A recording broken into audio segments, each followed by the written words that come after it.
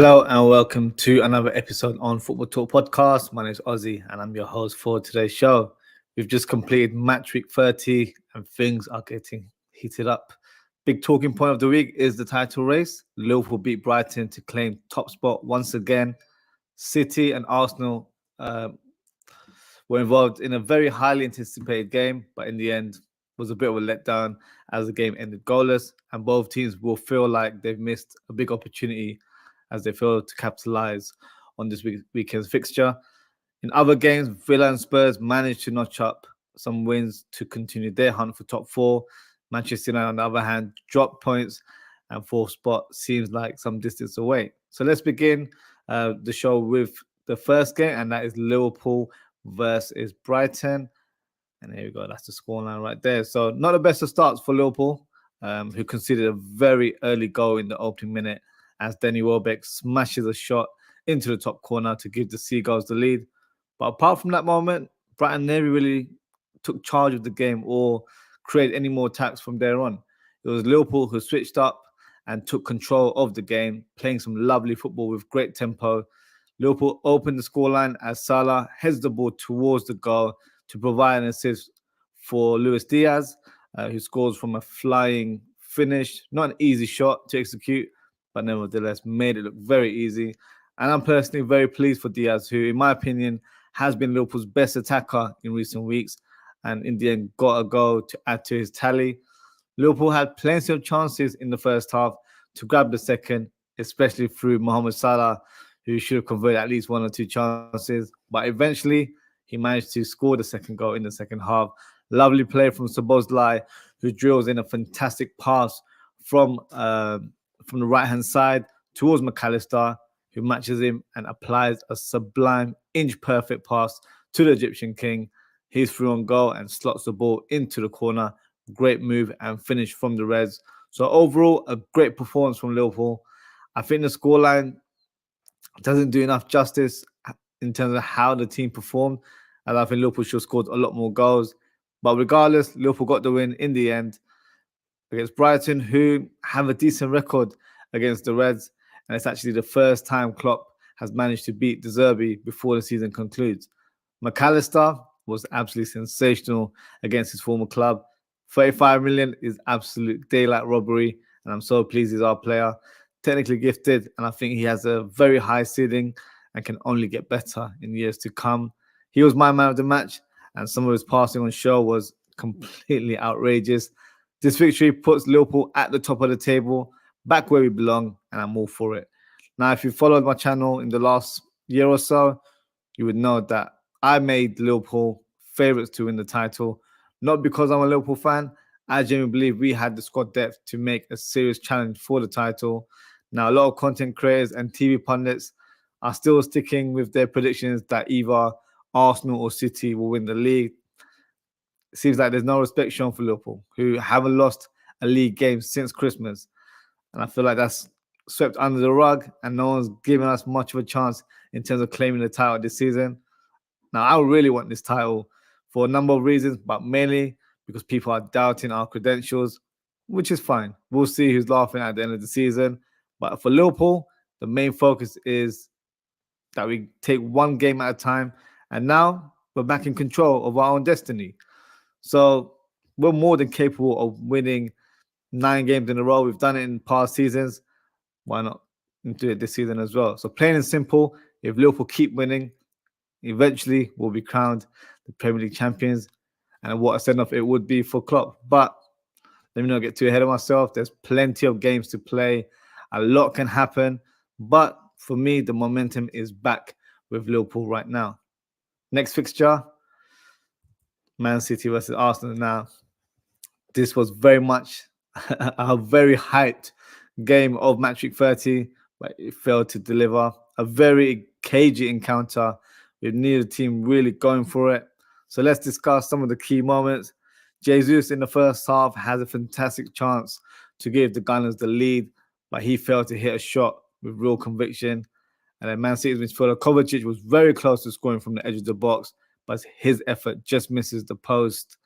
In the second half, Jesus probably had one of the biggest chances of the game. As Saka cuts back a pass into the 6-yard box, Jesus is sliding to try and make some sort of connection to the ball. But unfortunately, that wasn't the case. And that wasn't even the worst miss of the game. City had a glorious chance moments later from a corner as Gvardiol heads it down towards the near post. Haaland is a free man, but completely misses the ball from close range. Trossard has a late shot towards the end of the game, but his shot is straight at the goalkeeper. So overall, lackluster performance for both teams. Pep has been a little bit shameless with his comments after the game. Said that Liverpool are favourites now because they're number one. So the mind games have already begun. Arsenal fans will tell you that the result is a great point. I don't believe it is. Yes, the objective was to get something from the game, but I think they had a better chances to actually seal the victory, and they failed to capitalize. And in the end, may regret not taking advantage of this game. But we'll see towards the end of the season if this game had any influence in the title race, or maybe it didn't. Next game, Aston Villa versus Wolves, which ended 2-0 to Villa. They managed to get a crucial win against a tricky opponent in Wolves to stay in the hunt for top four. Wolves maybe should have scored in the first half as Aït-Nouri had a shot from close range, saved by the keeper. The wing-back should have buried it. It was pretty much a tap-in for him, but good save from Martinez from the shot there. Villa had some chances through Watkins, who hit the side netting, and Pau Torres also had a header from a free kick. But Villa managed to break the deadlock in the end, as it was Moussa Diaby smashing a shot from outside of the box with real venom to make it 1-0. And then Villa get the second goal of the game with Kwanzaa's fluky cross / shot hitting the back of the net. But hey, doesn't matter how they hit the back of the net as long as they count. And that's a great win for Villa, who remain in fourth spot with 59 points. But they've got a tough run of games coming up as they face Arsenal and City in the next few fixtures. So on to the next fixture, Tottenham versus Luton Town. Spurs managed to nick the win in the end, but it wasn't all plain sailing as Luton Town actually opened the score sheet with a great strike from Chong, hit left-footed strike, posting in. And then Werner was so close to scoring, but unfortunately his shot was off target. Heung-min Son thought he scored the equalizer, but in miraculous fashion, his effort hits one post, then the other, and somehow didn't even hit the back of the net. It comes out back to the area. Then in pinball fashion, Werner has a shot from the rebound. His effort is blocked by the defender, and then Sarr has a chance to hit the target, but his shot is cleared off the line. But Tottenham managed to get the equalizer in the end, but it was through an own goal from Luton's Kabore, and the captain, Heung-min Son, grabs the late match winner in the 86th minute from inside the box. So not an easy win in the end, but a win it was. 3 points in the bag. Spurs are fifth and 3 points away from Villa, but they have a game in hand. So one to look out for in terms of the top four position there. Next fixture, Newcastle versus West Ham, which ended 4-3. What a crazy game this ended up being. 7-goal thriller. It all started with Kofo fouling Gordon in the penalty box. Isaac steps up for the penalty and smashes his shot, posting in to give Newcastle the lead. But then moments later, Antonio equalizes, scoring from close range. Lovely dink finish, or shall I say pass from Paqueta, whose passing was sublime throughout the game. The Hammers then take the lead from a quick free kick as Kudus finds himself at the edge of the box and smashes in a shot into the top corner. Dubravka got a hand to it, but not enough to parry the ball away. West Ham, they make it 3-1. Great play from Kudus on the left-hand side to keep the ball in play, and he applies the through ball towards Bowen. He's charging through on goal, one-on-one, clinically finishes with his right foot. But then, for me, this moment was the turning point. Calvin Phillips fouls Gordon in the box, and Newcastle are awarded with their second penalty. Now, for me, I don't think it was a penalty, and I thought it was quite a harsh decision in the end. It was clearly obvious that Calvin Phillips tried to clear the ball away, but Gordon pretty much put his body on the line, stepped in front of him to make a challenge. But unfortunately for Phillips, he ended up whacking the player rather than the ball. And by the law, I guess it's a foul. So unlucky for West Ham to concede that penalty. I don't think it was. I think it was a soft one that was given. Isaac steps up for the penalty again. And this time he hits the bottom left corner to make it 3-2. And then Isaac becomes a provider as he threads a lovely through ball to Harvey Barnes, who's through on goal and hits a shot through the keeper's legs. Newcastle have equalized, and there's still time to find a winner. And that's exactly what happened in the 90th minute. And it was Harvey Barnes again who smashes in a belter into the bottom corner. Great victory for the Toon Army. The only downer of this result was the fact that Gordon received a second yellow just before the end of the game for time wasting. But nonetheless, a thrilling game for the neutrals and also for Newcastle, who have now moved up to 8th in the table. Now, in terms of other fixtures, Brentford versus Manchester United, we concluded 1-1. Late drama at the G-Tech Stadium as United failed to take all 3 points from the game. The forgotten man, Mason Mount, scores his first goal for the club in the 96th minute to give United the lead. So you can imagine the fans are jubilant and I think they've secured the win. Not today. Brentford got the crucial equaliser in the 99th minute from Simon Ayer's close range shot.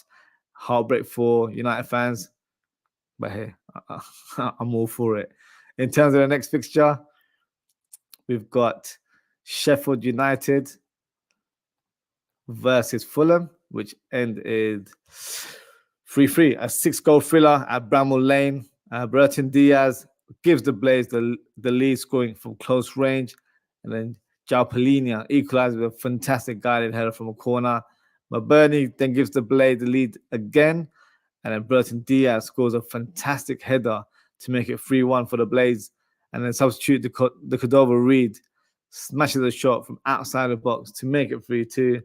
But the man of the hour, Muniz, scores a fantastic scissor kick to give Fulham the equaliser and a valuable point. That's also my goal of the week. What a finish it was from the striker, who's in great form right now. Next fixture, Nottingham Forest versus Palace, which ended 1-1. A point apiece at the City ground. Mateta gets the opening goal for the Eagles with a fantastic shot, smashed it into the top bins. Chris Wood equalises for Forest with a looping header. For me, the keeper should have done better there. Can't get beaten with those type of shots there. Will Hughes was very close to clinching the win for the Eagles from the corner, but his header hits the post and away from the goal. Next fixture, Chelsea versus Burnley. Billy FC, as I like to call him, failed to get the win in the end, but they were gifted with probably the softest penalty I've ever seen.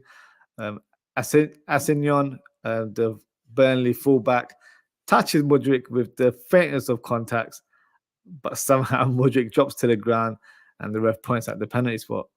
Assignon unfortunately gets a second yellow, is sent off, and to make it worse, Burnley manager Vincent Kompany is also sent off for his outrage. Cole Palmer steps up for the corner and applies a lovely dinked finish, calm and collected as you expect. But Burnley respond with fantastic fashion with a great strike from Cullen. Then Palmer then makes it 2-1 with a lovely finish from inside the box. Nice 1-2 with Sterling. But Burnley, they never gave up and got the equaliser in the 81st minute through O'Shea's header. Sterling has a glorious chance to grab the winner, but unfortunately his close range header completely misses the target. Awful miss, to be fair. But Burnley almost got the winner themselves, but Jay Rodriguez's effort hits the crossbar, and unfortunately he wasn't able to score from the rebound. Next fixture, you've got Bournemouth versus Everton. Now, the Cherries got the win at the Vitality Stadium, ended 2-1. Everton, for me, should have been awarded a penalty as Calvert-Lewin was tripped in the box, but nothing given. Play was waved on. In the end, Solanke opened the scoreline for Portsmouth. Portsmouth. They're not even in this league. A nice header from close range, and Neto drops the ball from across and ends up awarding Beto, the Everton striker, with the equaliser. But Everton threw it away. at the last minute of the game as Coleman somehow chested it down and ends up hitting the back of the net. Very bizarre moment from the defender that unfortunately could end up being very costly for Everton's Premier League campaign. So that's my match week 30 review. Just got a few comments here that I'll go through. We've got Redbird Dino. Thank you for your comment, Redbird. He says the official will do all they can to stop us winning the league. 9 to go and 9 being my lucky number. We got this. Hey, you're on the same boat as me. 9 is my lucky number as well. So yeah, fingers crossed we get the job done. He said, did you hear about Brighton wanting to sue us over Mac 10? The accused of robbery. Yeah, I said it earlier on, Redbird. Daylight robbery. So they have a case, if I'm being honest with you, you know, but hey, we keep it moving. Daz says, blessed to Redbird. I was even big up yourself, Daz. Thank you for tuning in. And we've got Jamie Phillips, Football Chat. Says, big up, fella. Big up, Jamie. Thank you for tuning in. Thank you for your comment as well. And then, yeah, Daz is always just giving his wishes to Jamie as well. Big up, mate. So, yeah, big up everyone in the chat. So, before we conclude the show, as I always do every week, it's time to announce the FPL Manager of the Week. And that goes to William Ede. And his team name is Jappa 2.0, and he managed to acquire 76 points. Well done to him. I think making Son your captain was a smart move and certainly gave you the edge from other FPL managers. So well done to William. That point tally has helped him climb up the table to 40th position. Now, in terms of my performance, it wasn't too shabby, and I wasn't too far off from William's score. I actually managed to get 66 points. So only 10 points off. And that tally has actually allowed me to climb up the table. I think I'm in 42nd position. So, yeah, overall, satisfied my points. The new game week has actually begun today as we've got midweek fixtures. So hopefully everyone's remembered to update their teams. But what I'll do before we close the show, I will present the FPL table and let's see if there's any movers and shakers in our league. So, as you can see, so we can't see the progress because we've started a new match week, but we can just announce who's in the top 10. So Jordan is at top spot with his team called Not Sure. Joseph Harrelson is second with Hosov FC. Vipin Mohan is in third position with the special one. Ali Askar Mostaferi is fourth with Ali Piero FC. Anas Patla Abubakar is FPL Docker. He is in fifth position. Teo Aziz is in sixth. Lebanese Saka is seventh. Sebastian Tunic is eighth. George Bissett is ninth. And Nana Sara, who was pretty much top of the table for quite a while, has dropped to 10th. So, yeah, so I would say probably the usual names that we see in the top table. So, yeah, let's see how it goes. We've still got 9 weeks to go. And, yeah, let's see how many points we're all able to notch up until the end of the season. So, yeah, so that's the end of the show. So thank you to everyone for tuning in or listening to the show. As you all know, I am available on Spotify, Apple Podcasts, and Google Podcasts. If you haven't already, please don't forget to like, share, follow, and subscribe to the channel. We're 9 subs away from reaching 200 on YouTube. So please help spread the word and help the channel continue to grow and achieve our milestone. Lots of content coming up for you guys this week.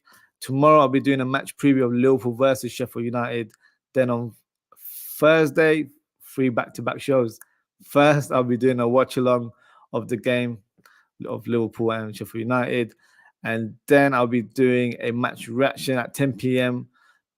to give you guys a platform to call in and give me your thoughts of the game. And then 11 p.m., we'll wrap up the evening with a match preview of Manchester United versus Liverpool. A big game in the league and time to get revenge from that FA Cup defeat that we suffered a few weeks ago. Also, quick announcement, I've started a new clothing brand called OZWRLD. I'll play the promo towards the end of the show. So please show your support. All the designs are custom made by yours truly. I'll start wearing a few more of the shirts during the show so you can see the quality for yourself. It's also free shipping worldwide, so feel free to have a browse and make your purchase today. And that brings the end of the show. So thanks for everyone for tuning in. Just got a comment here from Daz, who says, when are you doing a preview for Aussie for Thursday? So I'll be doing it tomorrow, Daz. So tomorrow 10 p.m. I'll be doing a match preview of Liverpool versus Sheffield United. So yeah, games are coming thick and fast. 2 games this week. So yeah, a lot to look forward to. So yes, everyone, take care, stay safe, and I hope to speak to you all very, very soon. Goodbye. Welcome to OZWRLD, the home of custom and unique designs referencing the football world. Our designs are tailor-made for all football fans, so express your views through the clothing you wear. Purchase your shirt today at OZWRLD.co.uk.